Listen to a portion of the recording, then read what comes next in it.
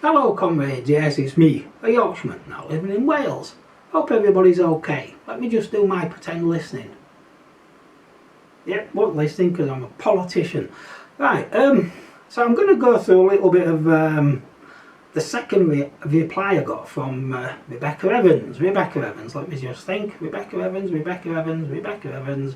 She is that's it, Cabinet Secretary for Economy, Energy and Planning. And she works for the Labour Party. She don't work for them, she is the Labour Party. So, Labour. Right then. So, I've done a video on the first reply, and the first reply meant that I had to do some follow-up questions. Now, this might be a bit of a messy video, but I'll try and make it really clear. Now, this all started once upon a time when I came up with a question. And the question is, I sent to all my 5 members of the Senate. And as you can see, the question is here, and it said, so once you have completed all the actions listed above, and you can find a video on those, and it's called What You're Going to Do With Us All, I would like to know what you're going to do with us all. Now, this is a future-based question. It's a very easy question for me to ask. However, it's very difficult to answer. Because what you need to do is you need to have a vision. You need to say, this is where we are going. Now, this has been ongoing as a question now, I think, for a number of months. And it's a difficult question to answer, but it's not unusual. So as a kid at school, like everybody, someone would say, what about your career? Where do you see you going? You then get somewhere, and then you see people who are wanting to do overtime, they want to get a house, they want to do a car, they want to travel. All that's future-based. They want to better themselves, or maybe they don't. Right? So this is where the question comes from. Now, none of my 5 members of the Senate, as I say, can answer the question. So they haven't got a clue. Or they don't want to tell us. Maybe because they haven't got a clue. But what you have to remember, they're doing this with our money. I'm a taxpayer, you're a taxpayer, it's our money. We need to be telling them this is where we want to go. So this is how it started.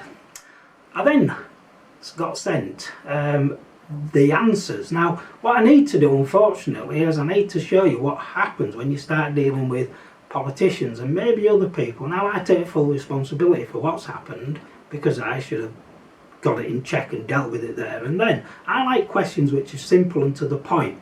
Those type of questions, believe it or not, are quite difficult to come up with. So, as you can see, for my second question, this was my original one, and all I asked for was evidence. Unfortunately, what's happened is that's been reframed, and reframing is now very popular because it takes the meaning away from something. And as you can see, it says, and the question I asked was, if things are unsafe, because everything I get back around 15-minute cities is to make it safe. So therefore, by default, we have to have evidence to say they've become unsafe. So as you can see where the blue arrow is, is I am seeking specific research or data supporting the claims that 15-minute cities can improve safety and achieve this. Now, you could say, well, that means the same. No, I want evidence, and evidence is something solid which I can double check on myself. That's the difference. And then on to my second question, which was, as you can see there, what you're going to do with this. All that changes completely into they are seeking a clear understanding of how these policies will impact daily life. No, you see, that's the problem. I take full responsibility. Anyway, now let's have a look at the answers I got back, because the answers I got back are quite interesting to say the least. So regarding the 15-minute cities, now, he didn't actually answer my question. He asked for evidence on safety. So we've got no answer there about safety. But what it does do is it says how 20-minute neighbourhoods, it refers to a policy, neighbourhoods can help us fight the future climate emergency and save our towns and cities. Now, remember, this is make them safe. So I'm looking at safety from a safety point of view. Now let me give you how I think this is working.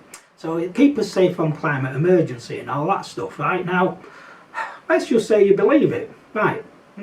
Now, why would you take a population and put it all in one place to protect it against the climate? Unless, of course, you put it all on top of an hill, or unless you, of course, you build a big wall around it. Something might call a dam or a flood protection area.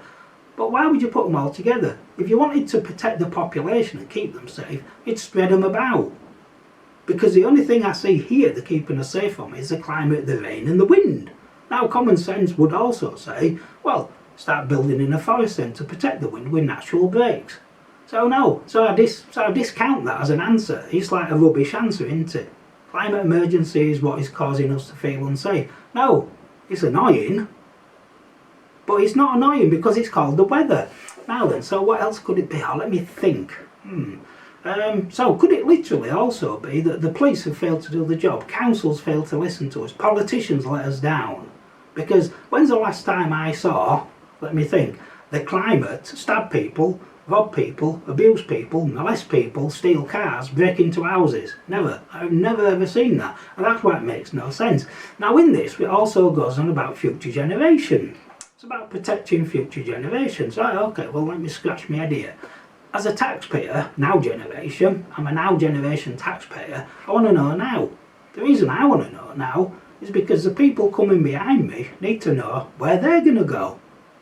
It's as simple as that. I'm paying for every single thing which is happening now. Some of them aren't even paying. So, and I've looked at the Future Generations report, and to be honest, it's just like some communist manifesto. It's rubbish. All the young people I talk to, and I do chit chat to young people, is they want jobs, they want cars, they want travel, they want to go out on the pub with the mates, they want to have a good time. And even in work, they want better job opportunities. They want to see, where can I go with this? Is that unusual? No, it's quite straightforward. They want to see a future. Everything I have looked at is no future. All it is doom and gloom.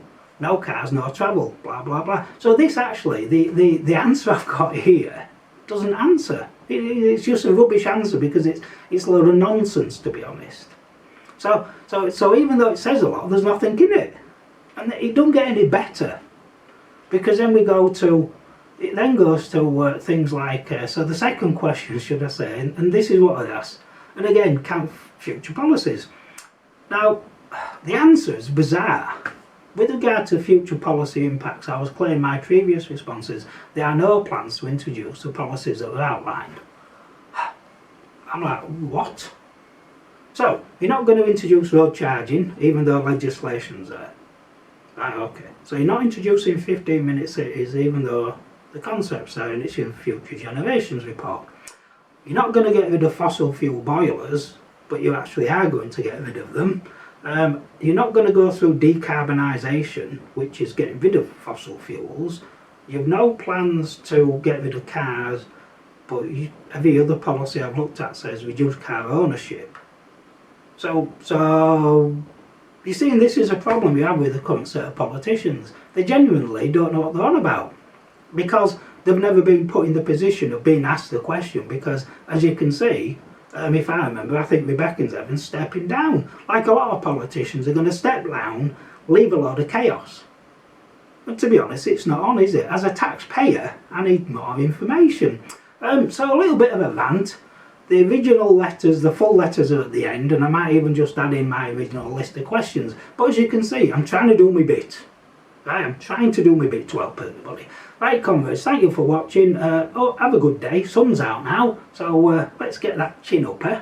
Right, have a good day. Catch you on the other side. Thank you for watching.